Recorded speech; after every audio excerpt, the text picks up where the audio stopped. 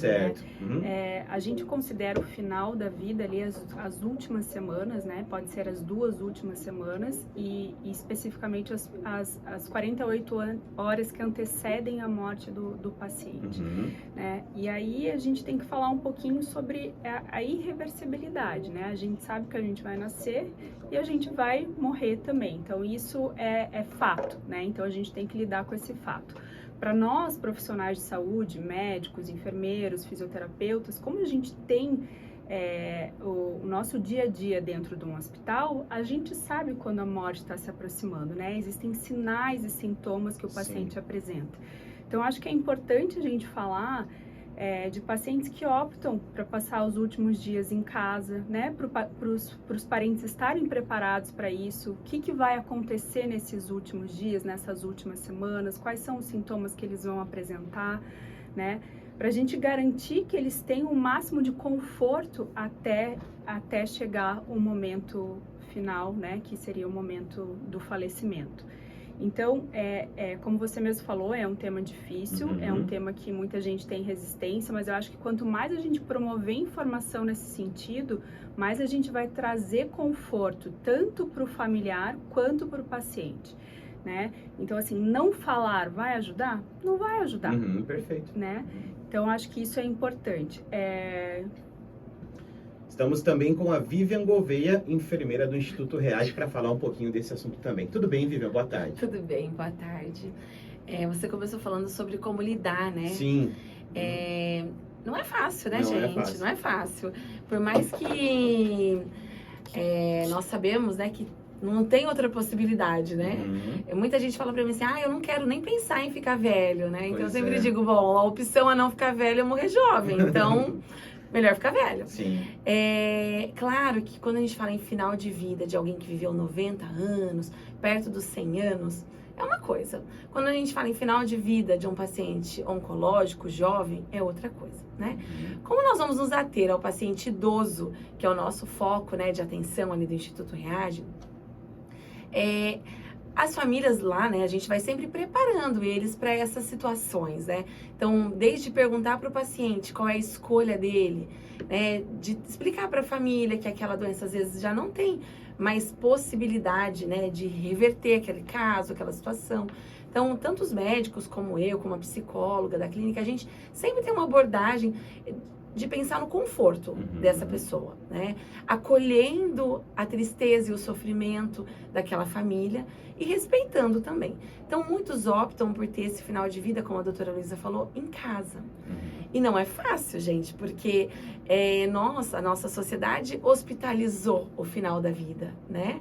Mesmo sendo um ambiente frio, com restrição de visitas, com pessoas desconhecidas, né? Mas a gente não se prepara para falar desse assunto. Então, a primeira questão é falar sobre isso. Eu acredito que muita gente já mudou a estação da rádio. Pois mas muita gente se interessou também, você pode ter certeza, né? Porque às vezes a gente tem um ouvinte que está passando por uma situação muito semelhante, muito parecida com o que a gente está abordando aqui, né? Então, às vezes até serve de aprendizado, né? Digamos assim, sobre como lidar com essas situações. Bom, na área médica, né? Quais são as principais diferenças nos cuidados médicos necessários em diferentes estágios da vida, né? E quando chega nesse estágio de final de vida, às vezes, sei lá, uma semana, 2, 3 dias, quais são os cuidados nesse finalzinho de vida, hein, doutora Luísa? Eu acho que uma coisa que a gente tem que falar é que um sintoma que é complicado é a dor, né? Então, se a pessoa puder ter o máximo de conforto nesse sentido, da gente deixar um analgésico de horário, deixar até morfina, se necessário, para que não sofra naquele momento, né? Seja por um câncer, seja por um pós-operatório, não precisa passar por isso, né? Não é porque está morrendo que a gente vai deixar sentir dor, né? Outro sintoma importante é a falta de ar, né? A dispneia, que a gente fala em termos médicos. Então, existem medidas também que a gente consegue só de posicionar o paciente, muitas vezes não precisa nem do oxigênio, né? A gente restringe isso, mas de dar medicações também, benzodiazepínico, morfina, dá um alívio para essa falta de ar, dá um alívio para esse paciente, dá um alívio para quem está ali olhando ele ofegante, cansado, respirando mal. Uma outra coisa que a nossa sociedade sofre muito é com a alimentação, né? Quando a gente chega no final da vida, o paciente vai ter uma anorexia, ele não vai ter apetite, ele não vai ter vontade de comer e tudo bem, né? Então, entender que no final da vida, tudo bem ficar sem se alimentar, né? Então, a gente não aceita muito bem isso. Vamos passar uma sonda, mas o que essa sonda pode propiciar? Pode levar a uma pneumonia, pode causar dor ao paciente, pode trazer complicações desnecessárias. Então, quando a gente fala de cuidado de fim de vida, a gente tem que pesar risco-benefício. Vamos trazer o conforto e vamos evitar tudo aquilo que é desnecessário. Claro, um paciente oncológico, vamos tirar ele de casa para levar para uma quimioterapia? Olha, se essa quimioterapia ajudar em alguma coisa, ajudar num processo de dor, se a radioterapia for para algum sintoma, até faz sentido, não vai curar a doença, mas vai aliviar o paciente de alguma forma. Agora, se não for para trazer alívio, não valeria a pena. Então, tudo isso a gente tem que pesar, tudo isso a gente tem que ter muito bem conversado com os familiares e para dar esse suporte, né, e para que o paciente consiga ficar o mais ativo possível até o momento final. É importante falar também que nessas últimas semanas, nessas últimas horas, o paciente vai ficando cada vez mais dependente, né, Vivian? Então, assim, ele precisa do suporte para um banho, ele precisa do suporte para uma alimentação, ele precisa de ajuda para se movimentar no leito. Então, que a gente possa oferecer isso, né? E aí, por isso é tão importante essa promoção, essa educação em saúde, para os familiares estarem preparados para isso, né, Vivian? A gente sempre pensa no cuidado, né? Porque o cuidado é o que vai fazer a diferença nesse final. Às vezes não é a medicação. Muitas pessoas, desde a pandemia, né, tem nas suas casas oxímetros de pulso, né, aqueles que viam a saturação. Tem muitas pessoas que possuem aparelhos de pressão digital, aparelho de glicemia, e elas acham que isso vai fazer com que dê qualidade de vida. E, na verdade, isso não melhora a vida de alguém que está nesse processo, né?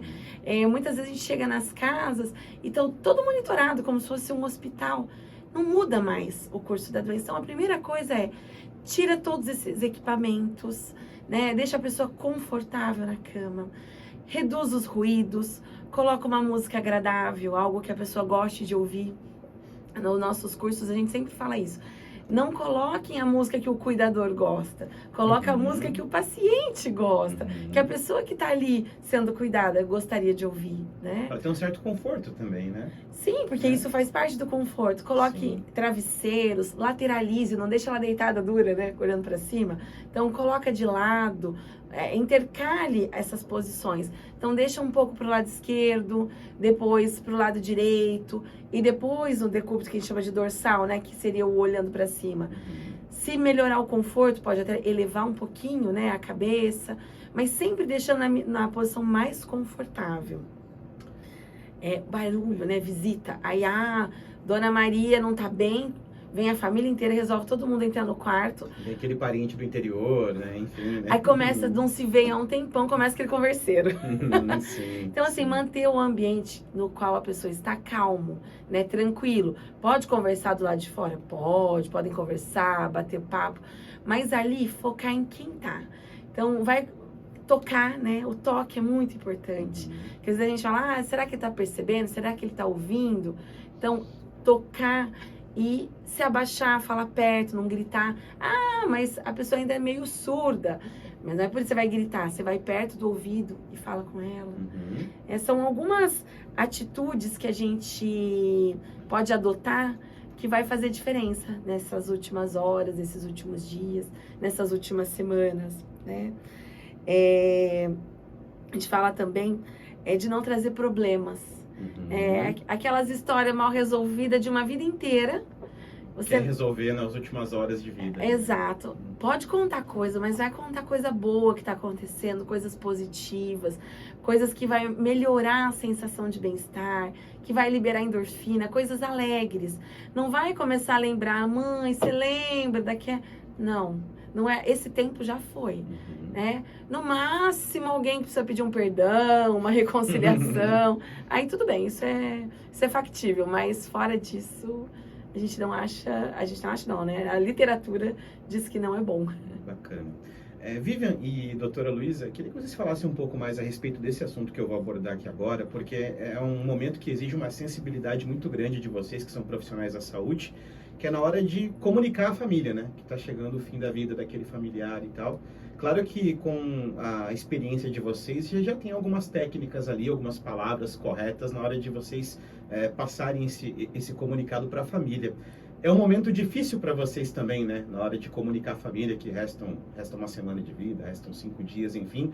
Como é que é esse momento de chegar na família e dar essa notícia tão ruim, doutora Luísa? É sempre um desafio, assim. É sempre um desafio. Sempre, sempre. Nunca vai ser fácil, nunca vai ser mecânico, nunca vai ser... Cada família é uma família, cada paciente é um paciente. Então, por isso que a gente fala, né, que a biografia tem que ser respeitada, né? Qual que é a tua religião, o que você gosta, essa questão da música, né, que a Vivian citou.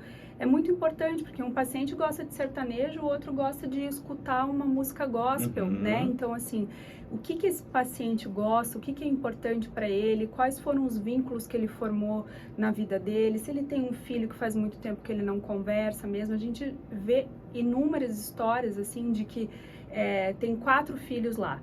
A pessoa já estava para evoluir a óbito, ele fica esperando aquele 5º que estava viajando, que nunca mais tinha aparecido, sabe? Então, são coisas, assim, que a gente vê na nossa realidade profissional, assim. Então, essa questão de conhecer o paciente, conhecer a religiosidade dele, conhecer os desejos dele, o que ele esperava, o que ele falava, o que era importante para ele, para a gente poder respeitar e poder dar essa notícia de uma forma mais suave. Como a Vivian mesmo falou, é diferente a gente perder um paciente de 90 e poucos anos de perder um paciente mais jovem, né? E para quem fica, sempre fica dor da separação, a gente vai sentir falta daquela pessoa, mas também se a gente tem um ambiente de acolhimento, de respeito, de cuidado, fica mais fácil para ambas as partes, tanto para aquele doente que está ali naquele ambiente, quanto para os familiares, de terem a certeza que ele foi acolhido, que ele foi respeitado e que ele foi amado até o último momento. E aí, Vivi? Eu tenho uma história legal para contar. Conte para os nossos ouvintes, então, por gentileza. Uma paciente nossa lá da clínica, já acompanhada há mais de 10 anos por um dos médicos lá, e ela tinha muita clareza, muita lucidez, e ela faleceu com, acho que 95 anos, mas com muita lucidez. E as filhas hoje são pacientes lá da clínica até, e as filhas tinham consciência que a mãe queria muito estar em casa, que ela não queria ser internada, que ela não queria terminar os dias dela num hospital. Então isso ela já tinha manifestado para a família, tava todo mundo, né, ciente do fato. E aí chamou um dos médicos lá da clínica, que foi, avaliou e tal. E aí chegou nesse momento, como disse a doutora Luísa, né, falou para ela, né, porque ela tinha lucidez. Ele falou, olha, a situação é essa, nós podemos tentar algumas medidas que podem te ajudar, né? Mas pode ser também que seja o seu último evento, né, de vida. E ela falou assim, doutor, estamos juntos há 10 anos. Nós combinamos, não é agora que você vai descumprir, né? Falou pra ele. Aí ele falou, não, tudo bem, estamos juntos, né? E aí nós fizemos algumas medicações, isso se estendeu 1 semana, mais ou menos. Medicando ela, fazendo soro e tal, né? Essas questões. E aliviando a dor, principalmente. E aí, nesses dias que eu estava lá, eu falei assim pra filha, né? Olha, eu não sei, mas eu tenho a impressão que... a gente nunca diz, são as últimas horas, né? Mas a gente percebe, né? Eu falei, olha, eu tenho a impressão que a energia dela, o fôlego dela tá se esgotando. Falei, se tiver alguma coisa que você queira falar com ela, algo, né, que ainda tem para ser dito, né? Aproveita hoje à tarde. Falei, essa filha chegou de fora do país. E aí a filha dela foi conversar com ela. Depois a gente ria. que ela falou assim, mãe, tem alguma coisa que a senhora gostaria de contar? Tem algo que a senhora gostaria de falar, tal? A mãe virou para ela e falou isso em italiano, que sem vinho não há verdade. Eu achei isso tão engraçado, que aí a filha falou, mas mãe, a senhora quer tomar vinho hoje, agora? Ela falou, infelizmente não dá mais. Mas se pudesse, ela teria tomado. Aí a filha falou, então não tem nada para ser dito. Ela, não tem nada. E eu achei tão engraçado, porque a gente sempre vê, assim, essas histórias, né, com muito sofrimento, muita tristeza. Mas muitas pessoas já vão se resolvendo ao longo da vida e conseguem terminar com leveza. Com leveza.